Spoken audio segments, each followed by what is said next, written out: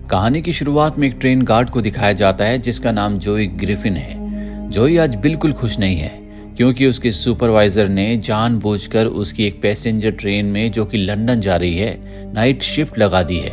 ये एक तरह का ओवर टाइम है और अब जोई को पूरी रात जागना पड़ेगा। दरअसल आज जिसकी इस ट्रेन में ड्यूटी थी वो बीमार है, इसीलिए जोई के पास कोई भी ऑप्शन नहीं बचा। यहाँ पर उसका वो सुपरवाइजर भी आता है जिसने उसकी ड्यूटी लगाई है। जोई का प्रमोशन होने वाला था और वो प्रमोशन जोई को नहीं बल्कि इसी सुपरवाइजर को मिला है। एक ये भी कारण होता है कि जोई बहुत ज्यादा अपसेट है। अब जब वो ट्रेन में सबके टिकट चेक कर रहा होता है तभी सामने से एलन आती है जिसे जोई पसंद करता है। वो ट्रेन में टी ट्रॉली वर्कर है। वो जोई से कहती है कि तुम्हारा प्रमोशन रुक गया, इस बात का मुझे बहुत अफसोस है। उसकी बातें सुनकर जोई को बहुत अच्छा लगता है। इसके बाद जोई अपने केबिन में चला जाता है जहां पर वो बाहर देख रहा होता है कुछ ही देर में लंदन आने वाला है। पर इससे पहले कि ये लंदन पहुंचते अचानक से ट्रेन रुक जाती है। ये इमरजेंसी ब्रेक होती है जिससे जोई की आंख खुल जाती है। लोको पायलट को भी कुछ नहीं पता होता कि ये ब्रेक कैसे लगी। ट्रेन में कुछ ऐसे पैसेंजर्स भी होते हैं जो बहुत ज्यादा डर जाते हैं क्योंकि जिस जगह पर ट्रेन रुकी है चारों तरफ जंगल है। जोई सबको शांत रहने के लिए कहता और बताता है कि हम जल्दी लंदन पहुंच जाएंगे। और तभी लोको पायलट स्पीकर के द्वारा सभी को अनाउंसमेंट करता है कि शायद ट्रेन के नीचे कुछ आ गया है। घबराने की कोई जरूरत नहीं है, मैं जल्दी ट्रेन के नीचे जाकर देख कर आता हूँ। इसके बाद वो ट्रेन से नीचे उतर जाता है। बाहर बारिश हो रही है, चारों तरफ सन्नाटा है और अब वो धीरे धीरे टॉर्च से ट्रेन के नीचे चेक करता हुआ लगातार आगे बढ़ता है। उसे समझ में आ जाता है कि ट्रेन क्यों रुकी। दरअसल कुछ ही दूर आगे ट्रेन के पहियों के नीचे हिरन आ गया था जिस वजह से ट्रेन रुक गई थी और अब वो उस हिरन को निकालने की कोशिश करता है। तभी उसे पीछे से ऐसा एहसास होता है जैसे कोई उसका नाम लेकर पुकार रहा हो, पर जब वो पीछे देखता है तो वहां पर कोई नहीं होता। एक बार फिर से लोको पायलट हिरन को निकालने की कोशिश करता है और तभी पीछे से कोई भागता हुआ उसकी तरफ आता है जो लोको पायलट को मार देता है। ये ना इंसान है ना कोई जानवर, दरअसल ये कोई आधा इंसान और आधा जानवर है। वहीं ट्रेन के अंदर सभी पैसेंजर्स बहुत ज्यादा परेशान हो रहे होते हैं। वो जोई से कहते हैं कि ट्रेन कब चलेगी और अब जोई इंजन रूम में आता है जहां पर लोको पायलट नहीं होता। साथ ही वहां का दरवाजा खुला हुआ है। वो समझ जाता है कि वो नीचे गया है। जोई टॉर्च से चारों तरफ देखता है लेकिन उसे लोको पायलट कहीं नहीं दिखता। जिसके बाद एक बार फिर से वो पैसेंजर्स के पास आता है और उन्हें बताता है कि लोको पायलट अपने केबिन के अंदर नहीं है। ये सुनकर सबके सब बहुत ज्यादा परेशान हो जाते हैं। सबको पता है कि यहाँ पर कोई भी टीम इनकी मदद करने के लिए नहीं आने वाली क्योंकि बहुत ज्यादा बारिश हो रही है, मौसम खराब है। एड्रियन नाम का एक बिजनेसमैन यहाँ पर होता है। वो सबको बताता है कि जिस तरह का ये इलाका है यहाँ पर किसी के मोबाइल पर सिग्नल नहीं आ सकते। हमें यहाँ से या तो पैदल जाना होगा या तो हमें कई घंटों तक यहाँ पर मदद का इंतजार करना होगा जब तक उन्हें खुद पता ना चल जाए कि हम यहाँ पर फंस चुके हैं। मुझे लगता है कि ट्रैक से आगे बढ़ते हुए हम पास के स्टेशन तक पहुँच सकते हैं। दरअसल ट्रेन में कुछ सीनियर सिटीजन्स हैं, उनकी तबीयत खराब हो सकती है, इसीलिए सब तय करते हैं कि वो पैदल ही ट्रैक से आगे बढ़ते हुए पास ही के स्टेशन पहुंच जाएंगे।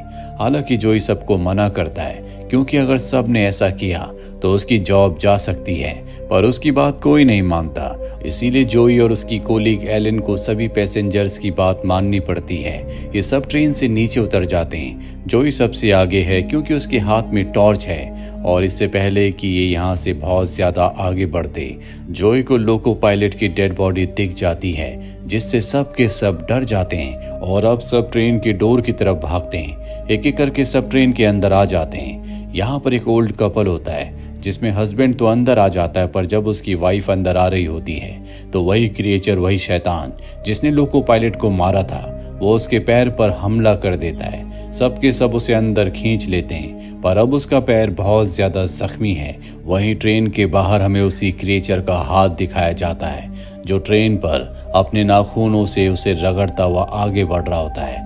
हर कोई इस आवाज को सुन सकता है। उसका हाथ बहुत ही भयानक होता है और इस आवाज से सबके सब बहुत ज्यादा दहशत में आ जाते हैं। जो एक बार फिर से इंजन रूम में जाता है जहां पर वो मदद के लिए कॉल करता है, लेकिन दूसरी तरफ से उसे कोई जवाब नहीं मिलता। जोई को कुछ समझ नहीं आता कि अब तक कोई उन तक पहुंचने की कोशिश क्यों नहीं कर रहा। अभी यहाँ पर इंजीनियरिंग का एक स्टूडेंट आ जाता है जो जोई को बताता है कि हो सकता है कि ट्रेन का फ्यूल टैंक फट गया हो या उसमें कोई खराबी आ गई हो। अगर हम उसे रिपेयर कर दें तो हम ट्रेन को चला सकते हैं। दूसरी तरफ हमें पैसेंजर्स को दिखाया जाता है जो पूरी तरह से कंफ्यूज्ड हैं। उन्हें नहीं पता कि उन्हें ट्रेन के अंदर रहना चाहिए या बाहर जाना चाहिए, क्योंकि इन्हें पता है कि जल्दी वो खतरनाक क्रिएचर ट्रेन के अंदर आ जाएगा। वो बूढ़ी लेडी जिसके पैर को जख्मी किया गया है, वो कहती है कि वो बहुत ही खतरनाक है। अगर हमने बाहर जाने की कोशिश की तो हम में से कोई नहीं बचेगा। इसीलिए सबकी बेहतरी इसी में है कि सब के सब मदद आने तक अंदर ही रहो। यहाँ पर एक लड़की होती है जो बहुत ज्यादा डर रही होती है। तभी उसके पास एक लेडी जाती है जिसकी उसी की उम्र की एक बेटी है। दरअसल उसका डिवोर्स हो चुका है। वो उस लड़की को समझाती है कि तुम्हें डरने की कोई जरूरत नहीं है, जल्दी हमें यहाँ से निकलने का कोई ना कोई रास्ता मिल जाएगा। और तभी इन्हें पता चलता है कि वो क्रिएचर ट्रेन के ऊपर है। ये सब के सब डर जाते हैं। अब वो डाइवोर्स लेडी जिस लड़की को समझा रही होती है तभी उसके सेल फोन पर सिग्नल आ जाते हैं। उसकी मॉम का कॉल आता है। दरअसल जब क्रिएचर ऊपर घूम रहा था तो गलती से उसका पैर उस एंटीना में लग गया जो कि टूट चुका था, जिस वजह से किसी के मोबाइल में अब तक सिग्नल नहीं आ रहे थे। और अब उसके पैर लगने की वजह से इस लड़की के मोबाइल पर सिग्नल आ जाते हैं। वो विंडो के पास जाकर अपनी मॉम से बात करने की, उनकी बात का जवाब देने की कोशिश कर रही होती है, लेकिन तभी वो क्रिएचर विंडो को तोड़कर उस लड़की को सबके सामने अपने साथ ले जाता है, जिसका मतलब ये है कि क्रिएचर ने एक और इंसान को मार दिया है। ये सब तय करते हैं कि ये सब के सब बोगी को अंदर से सील कर देंगे। साथ ही आसपास जितने भी हथियार होते हैं ये अपने पास रख लेते हैं ताकि क्रिएचर अगर इनके ऊपर हमला करें तो ये भी उसके ऊपर हमला करें।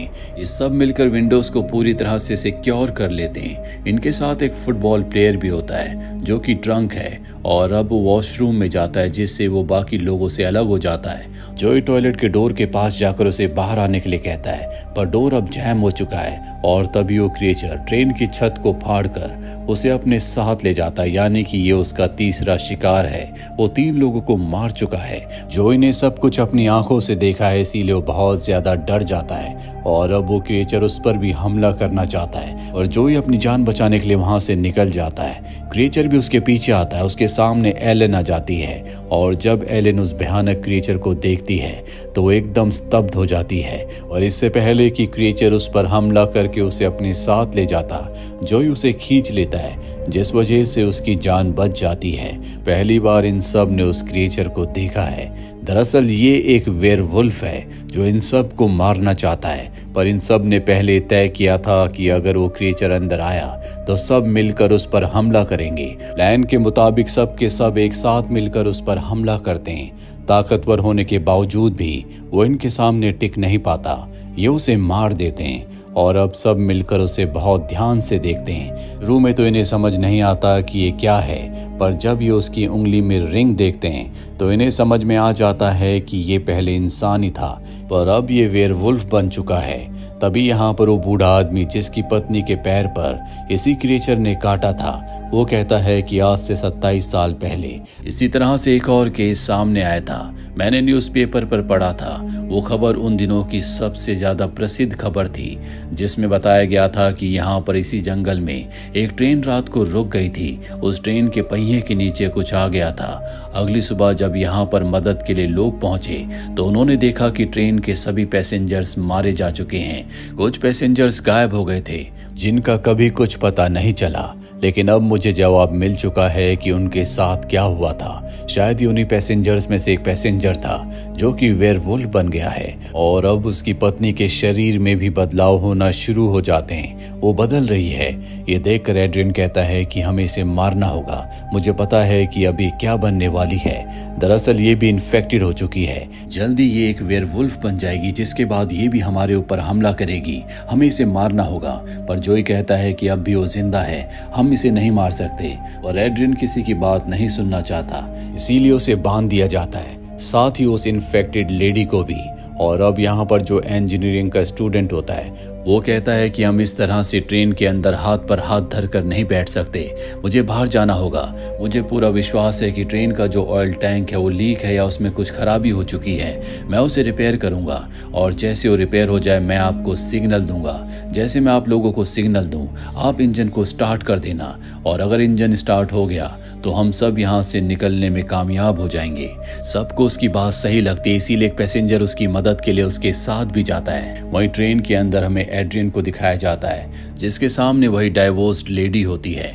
दरअसल वो एड्रियन को पहले से जानती है। एड्रियन ही वो इंसान है जिसने उसे अपने प्यार के जाल में फंसाया था। बाद में वो प्रेग्नेंट हो गई, उसकी एक बेटी हुई, जिसके बाद एड्रियन ने उसे छोड़ दिया। वो अच्छे से जानती है कि एड्रियन अच्छा इंसान नहीं है। दूसरी तरफ हमें वही इंजीनियरिंग का स्टूडेंट दिखाया जाता है जिसके साथ एक और पैसेंजर है। ये दोनों के दोनों उस जगह पहुंच जाते हैं जहां पर फ्यूल टैंक है, जहां पर फ्यूल के पाइप को रिपेयर करना है। स्टूडेंट उसे रिपेयर करने के लिए ट्रेन के नीचे चला जाता है। जंगल से अजीब अजीब सी आवाजें आ रही होती है और तभी एक लड़की की आवाज आती है, जो आवाज सुनने के बाद स्टूडेंट के साथ जो बाहर दूसरा पैसेंजर होता है वो उस आवाज की तरफ बढ़ चलता है। हालांकि उसे स्टूडेंट मना भी करता है पर वो उसकी बात नहीं सुनता। स्टूडेंट नीचे फ्यूल पाइप के टैंक को जल्दी रिपेयर कर देता है, जिसके बाद ये ट्रेन को स्टार्ट कर देते हैं और तभी स्टूडेंट देखता है कि उसके साथ जो पैसेंजर था उसे मार दिया गया है।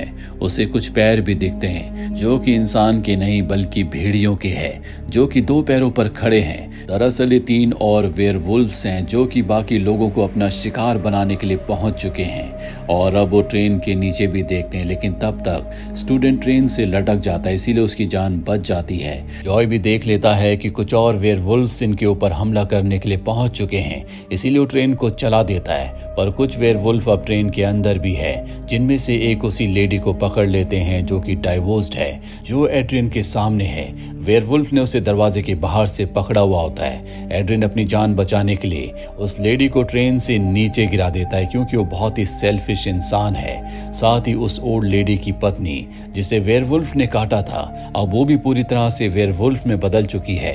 वो एड्रियन के ऊपर हमला करने के लिए आगे बढ़ रही होती है, पर तब तक पीछे से जॉय आ जाता है जो कि उस लेडी को मार देता है। जॉय को पता चलता है कि एड्रियन ने जानबूझकर डाइवोर्स लेडी को ट्रेन से अपनी जान बचाने के लिए धक्का दे दिया था। वो एड्रियन के ऊपर हमला कर देता है, पर एड्रियन भी किसी से कम नहीं है।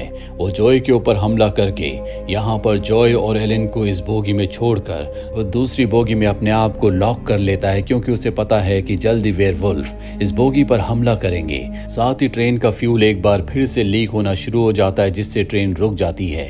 वेयरवुल्फ उसी बोगी के अंदर आ जाते हैं जिसमें जॉय और एलेन है। इन दोनों को कुछ समझ नहीं आता कि इन्हें क्या करना चाहिए, पर तब तक स्टूडेंट ऊपर आ जाता है। वो बोगी में आग लगा देता है जिससे वो पीछे हटना शुरू हो जाते हैं, पर वो स्टूडेंट को अपने साथ ले जाते हैं। अब स्टूडेंट भी मारा जा चुका है। एलेन और जॉय दोनों के दोनों अपनी जान बचाने के लिए यहाँ से जंगल की तरफ भागते हैं। यहाँ से कुछ ही दूर स्टेशन है, अगर ये स्टेशन तक पहुँच गए तो इनकी जान बच सकती है, पर वेयरवुल्फ इन्हें चारों तरफ से घेर लेते हैं। यहाँ पर जॉय को समझ में आ जाता है कि इन दोनों में से एक ही बच सकता है। वो एलेन को बताता है कि हमेशा से मैं तुमसे प्यार करता था, मैं तुम्हारे साथ अपनी पूरी जिंदगी बिताना चाहता था, पर अब शायद ऐसा नहीं हो पाएगा, तुम्हें यहाँ से जाना होगा। एलेन उसे छोड़कर नहीं जाना चाहती, पर उसके फोर्स करने पर उसे यहाँ से जाना पड़ता है। जॉय के सामने अब वेयरवुल्फ आ जाते हैं जो उसे काट कर इन्फेक्टेड कर देते हैं। उसकी चीख की आवाज पूरे जंगल में गूंज उठती है। दूसरी तरफ एलेन भागते भागते स्टेशन तक पहुंच चुकी है। दरअसल ये लंदन का वही स्टेशन है जहां तक ट्रेन को पहुंचना था। एलेन अकेली ऐसी इंसान है जो ट्रेन से जिंदा बचकर वापस आई है। वहीं जंगल में हमें एड्रियन को दिखाया जाता है जो अपनी जान बचाने के लिए भाग रहा होता है और तभी उसके सामने एक वेयरवुल्फ आ जाता है जो और कोई नहीं बल्कि जॉय है, जो पूरी तरह से एक वेयरवुल्फ बन चुका है और वो एड्रियन के ऊपर हमला करके उसे मार देता है। और इसी के साथ ये फिल्म, ये कहानी यहीं पर खत्म हो जाती है। उम्मीद करते हैं कि ये कहानी आपको पसंद आई होगी।